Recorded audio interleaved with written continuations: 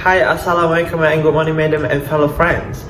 First and foremost, I want to express my gratitude to Allah Subhanahu wa Ta'ala for granting us mercy and blessing that we are able to attend this speech. Second, my salawat and salam go out for our Prophet Muhammad Sallallahu Alaihi Wasallam. Peace be upon him who has led us from the darkness of this world to the light. Last but not least, I would like to express my gratitude to our respectful lecturer, Madam Raja Nur SYUHAIDA Binti Raja Yahya, for allowing me to deliver my speech in front of you. This morning, I would like to present my speech under the title Environment Affects Daily Life. As we all know, our environment is now surrounded by the COVID-19 virus. Our fight against COVID-19 transmission is far from over. We've now transitioned from pandemic to endemic. So, what is the impact of COVID-19 on the main cultural aspect of our country, such as political, education, technology, and community? Before we proceed to this topic in depth, let's take the first look at the history of the existence of this killer virus. Experts say SARS-CoV-2 originated in bats. That's also how the coronavirus behind Middle East respiratory syndrome and severe acute respiratory syndrome got started. SARS-CoV-2 made a leap to human in one of Wuhan open wet markets. That wet market is where customers buy fresh meat and fish, including the animals killed on the spot. Not only that, there are also several wet markets in Wuhan selling wild or prohibited species such as cobras, white boars, and raccoon dogs. For your information, crowded conditions can let viruses from the different animals' sweat gene. Sometimes the virus changes so much it can start to infect and spread among people. However, the Wuhan market did not sell bad at the time of the outbreak. That is why initial suspicion also fell on pangolins, also called scaly anteaters, which are sold illegally in some markets in China. Some coronaviruses that infect the pangolin are similar to SARS-CoV-2.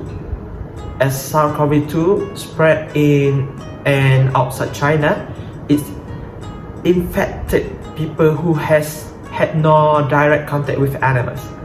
This means that the virus is transmitted from one human to another. And now it is expanding around the world, meaning that people are unwittingly catching and passing on the coronavirus. For the record, COVID-19 has its own evolution. Scientists first identified the human coronavirus in 1965. It caused a common cold. Later that decade, researchers found a group of similar groups of human and animal viruses and named them after their crown-like appearance. 7 types of coronavirus can infect humans. One that caused SARS to appear in southern China in 2002 and quickly spread to 28 other countries. More than 8,000 people were infected in July 2003 and 774 people died. A minor outbreak in 2004 involved only 4 more cases. This coronavirus causes fever, headache, and respiratory problems such as cough and shortness of breath. MERS began in Saudi Arabia in 2012. Almost all of the nearly 2,500 cases have been in people who live or travel to the Middle East. The coronavirus is less contagious than SARS but more deadly, killing 858 people. It has similar respiratory symptoms but can also cause a kidney failure. So let's see what's the impact of the main cultural aspect of our country. A while ago, we have seen the history of the existence of this COVID-19.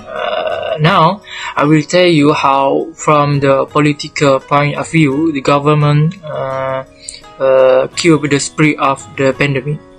First, the government of Malaysia enforced Movement Control Order (MCO) starting on March 18, 2020 to break the chain of COVID-19. The media actively spread the hashtag "Stay at Home." non-government organization (NGO) as well as prison inmates started to produce personal protective equipment for frontliners. Various organizations hosted fundraising events to provide essentials mainly to hospitals. A provisional hospital was set up, and collaboration with healthcare service providers were granted, where additional laboratories were assigned to enhance the capability of the Ministry of Health. Malaysians were not well prepared to fight the pandemic, mainly because of the political crisis that was happening at the same time, and also because they were assured that the virus would not spread easily in Malaysia. However, with the number of positive COVID-19 cases in Malaysia increasing in less than a week from 99 on March 8 to 100, with the first two dates reported in mid-March, Malaysians began to panic. Consequently, the government took many steps to alleviate the mass panic and protect the health of Malaysian citizens. The MOH played a crucial role in assuring maximum readiness to contain the spread of the virus. Among the earliest efforts taken by the MOH to prevent disease transmission was the enforcement of health screening at all points of entry. According to the Director General of the MOH, Dr. Noor Abdullah, one of the strategies was the placement of thermal scanner. This was done to further enhance the detection of fever among tourists and locals returning from overseas. Malaysians who returned from China, Wuhan, were screened, identified, and isolated in special quarantine area for COVID-19. This measure was involved airlines crew as well as the staff of the MOH. The subsequent key step taken by the MOH along with the government to overcome the spread of COVID-19 was to increase the number of hospitals that could treat COVID-19 cases. There was also a group effort between public and private hospitals to accommodate growing numbers of cases of infection, comprising of university hospitals and Ministry of Defence hospital. With regard to funding, the MOH and Tenaga Nasional Berhad (TNB) established an action coalition to obtain financial aid from corporate companies, government-linked companies GLC, and other organizations in Malaysia in the move to fight the outbreak. The funds collected were used by the MOH to restock medical supplies as well as necessary healthcare items to curb COVID-19. The MOH, in its effort to counter COVID-19 infection, also set up a provisional hospital in the Agro-Explosion Park Serdang Maib in coordination with the National Disaster Management Agency. This makeshift hospital, which was initially Malaysia's largest conventional center, is equipped with computer, television, Wi-Fi connection, lounge area, and some other basic facility for use by patient and medical staff. This hospital is used to be used as a quarantine and treatment center for low-risk patients, and 604 beds have been prepared to cater for confirmed case with or without symptoms of COVID-19, as there is a possibility of case peaking in the middle of April.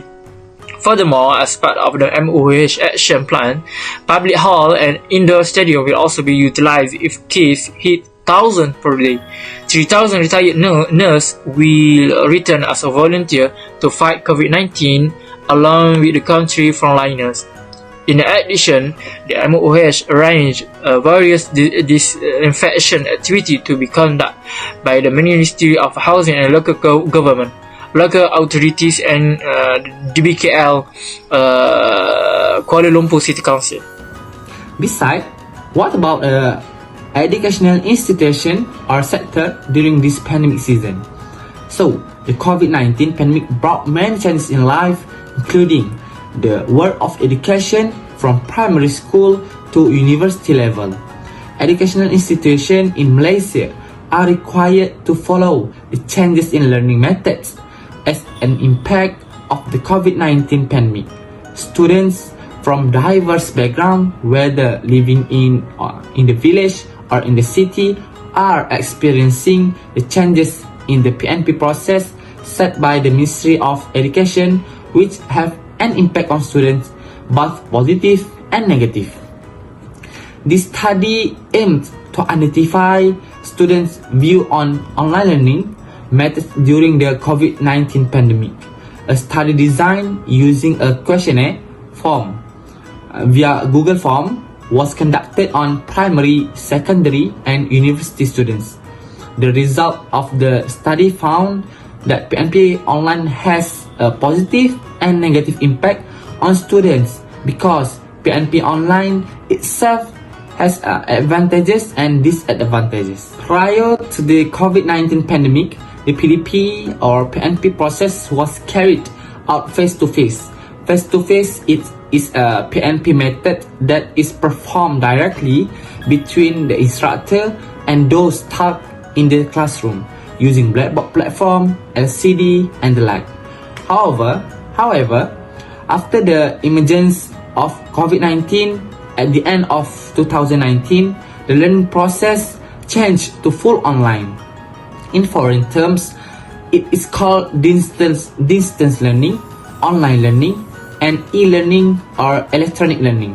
It is now a challenge for teachers or lecturers and students for all to accept this online learning. The COVID-19 pandemic that to this day is still going on all over the world without exception. Based on data obtained on 1st April 2021, the number of COVID-19 patients is in Malaysia reached 345,500 cases. The increase in the number of COVID-19 exposed in the early days of COVID has been a concern for all parties, including the Prime Minister and the Malaysian Minister of Education. The Prime Minister gave instruction to close various educational institutions, including primary and higher education institutions such as university and others. These three institutions welcomed the Prime Minister's call to close school and campus activities such as face-to-face PNP and then convert them to online learning. The problem is that the PNP process through online is not entirely successful and bring positive effects on students. This is because not all students have a good internet network, which will eventually be a hassle with the online PNP model. Not all students are able to have sophisticated electronic gadgets. Many more are unskilled in the use of gadgets or applications, especially primary school students. In addition, the concept and learning style of each student vary. According to the study of the Bobby Porter and Mike Henarchy, that the method or learning style is divided into three, namely visual learning style, audio learning style, and kinesthetic learning style. Students who have an audio and visual style are likely to like and succeed when the PNP process is implemented online. However, students who have a kinesthetic learning style have some difficulty in online learning. Apart from the different in learning styles, communication between students and teacher or lecturers is essential. Why is communication needed? Because by communicating between students and teachers or lecturers, then it will be known to what extent the result and effect obtained in the learning process. Valinsky said that the main weakness in the online learning process is the lack of interaction between students and instructors, as well as difficult to socialize between fellow students. As a result of the above factor, it will affect students' PNP.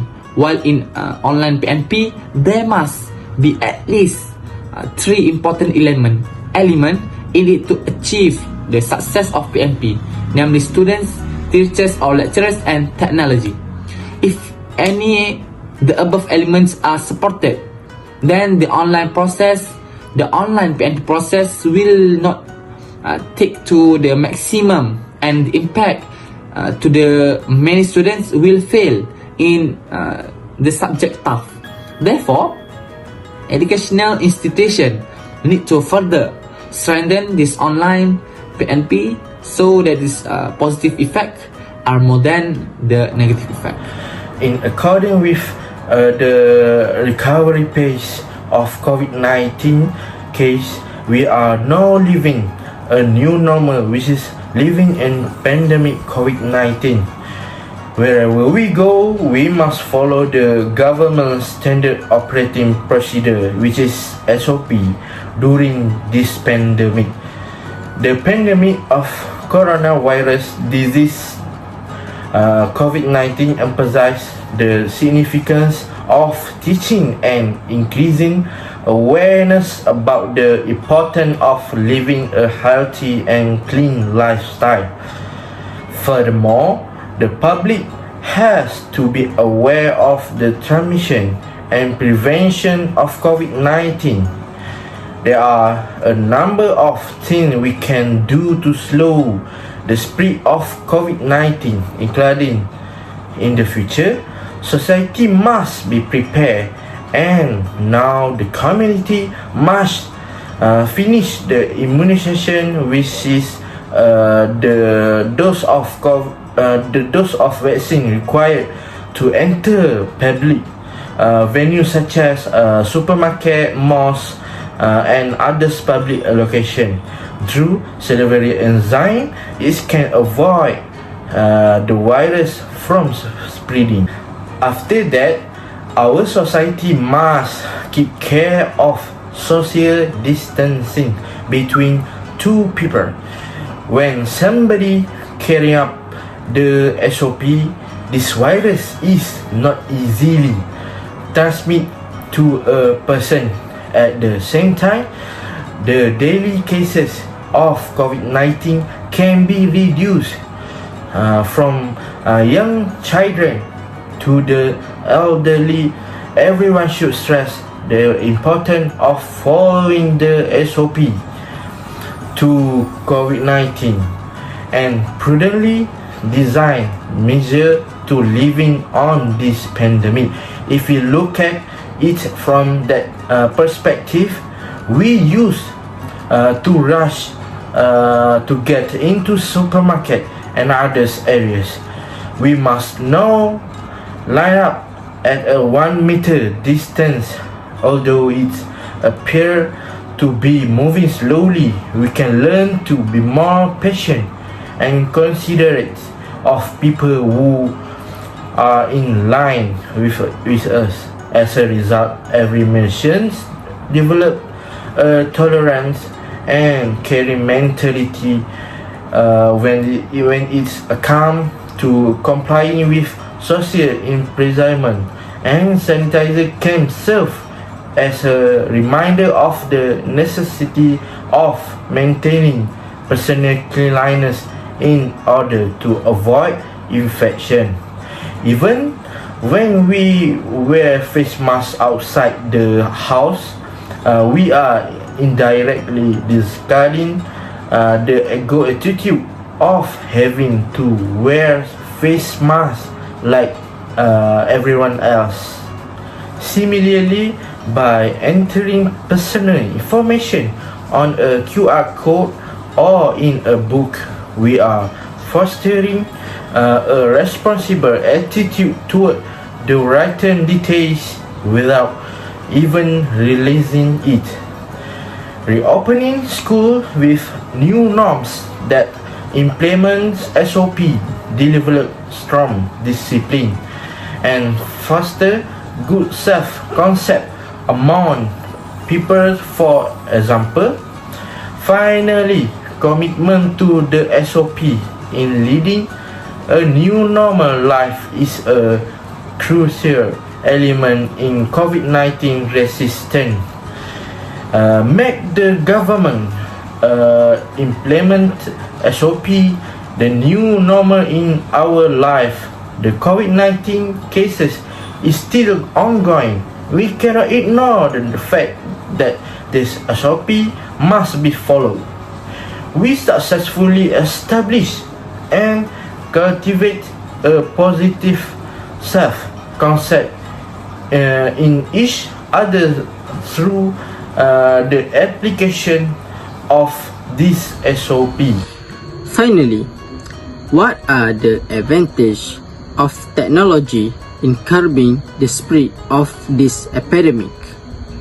Since the first report of coronavirus 2019 disease COVID-19 in Wuhan, China, in December 2019, the pandemic have affected over 200 countries with over 2 million cases in early January 2022. In a bewildering battle and an invisible enemy, these science and technology play an important role.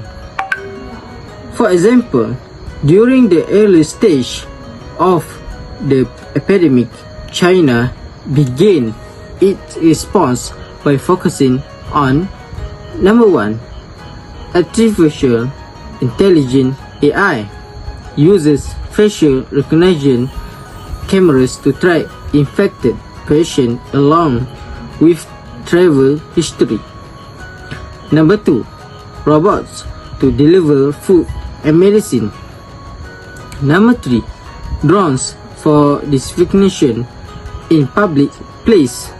And number 4, drones that make patrols and broadcast audio message to the public that encourage them to stay at home.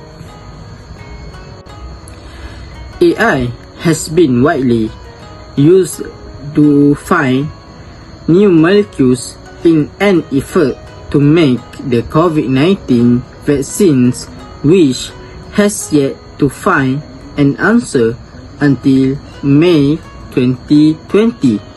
A group of computer science researchers and research around of the world are focused on detecting infected patients through the processing of medical images such as X-ray and CT scan. In addition, AI has been developed in the development of tracking software by using the BACHELOR monitoring to assist the process classification of quarantine compliance. Countries such as Taiwan have included the National Medical Insurance database with database input from their country's custom department so that insight to their travel history and symptoms can be monitored centrally. Diagnosis using radiological image. COVID-19 positive patient may be cured, epidemic transmission may be curbed, and data pools to facilitate referrals by other researchers may be generated using AI models. Scientists who work hard in field of AI show that it can give extra time to radiologists and can speed up the diagnosis process, and it's cheaper when compared to existing coronavirus tests. Medical practitioners and can use X-ray input and computer tomography CT for this purpose. Automated equipment has been created to measure the symptoms of this coronavirus in the lungs and to monitor the growth rate of the infection as well as the reaction to healing. As a conclusion, this COVID-19 epidemic has had many profound effects on all human beings around the world. This epidemic has brought many changes in the atmosphere of human life.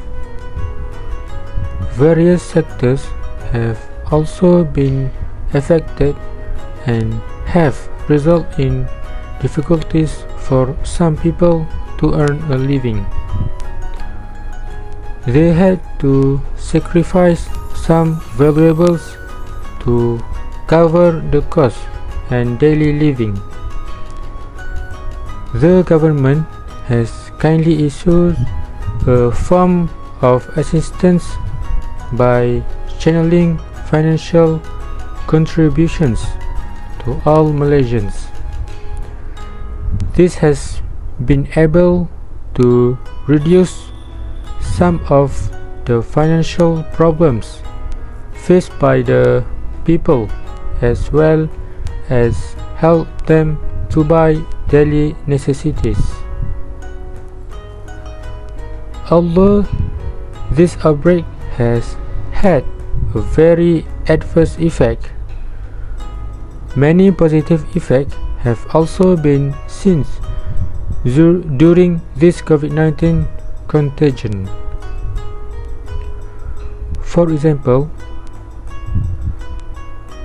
the crime rate in the country has dropped dramatically as the government has implemented the movement control order and everyone has been confined to prevent themselves from contracting the disease.